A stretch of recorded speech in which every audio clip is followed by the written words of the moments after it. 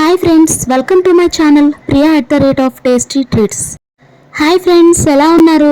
నేను చాలా బాగున్నాను ఫ్రెండ్స్.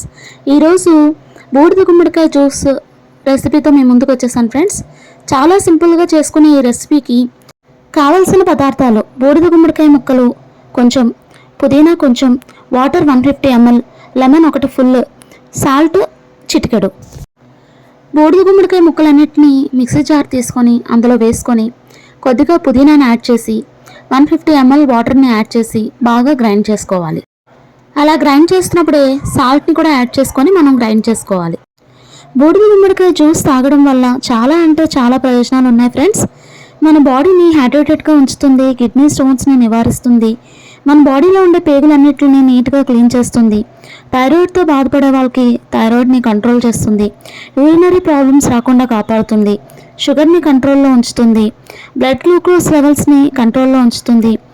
దీంట్లో దొరికే proteins, carbohydrates, calcium, iron, B1, B2, B3, B5, B6, vitamin C ఇవన్నీ కూడా మనకి ఎన్నో లాభాలని చేకూరుస్తాయి. మన బాడీలో మంచి బ్యాక్టీరియాని ప్రొడ్యూస్ చేస్తుంది, జీర్ణక్రియను మెరుగుపరుస్తుంది, గ్యాస్ ప్రాబ్లమ్స్ని కంట్రోల్ చేస్తుంది, జీరో ఫ్యాట్ ఉంటుంది కాబట్టి వెయిట్ లాస్కి చాలా ఉపయోగపడుతుంది, హార్ట్ డిసీజెస్ రాకుండా కాపాడుతుంది.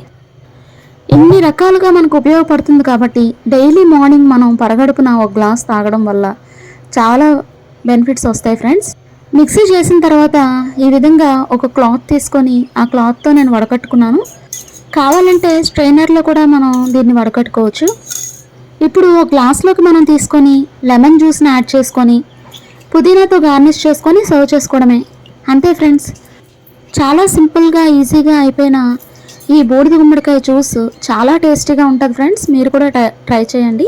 ఈ రెసిపీ మీకు నచ్చిందా ఫ్రెండ్స్? అయితే మీరు కూడా తప్పకుండా ట్రై చేసి మీ అభిప్రాయాన్ని కామెంట్ రూపంలో తెలియచేయండి.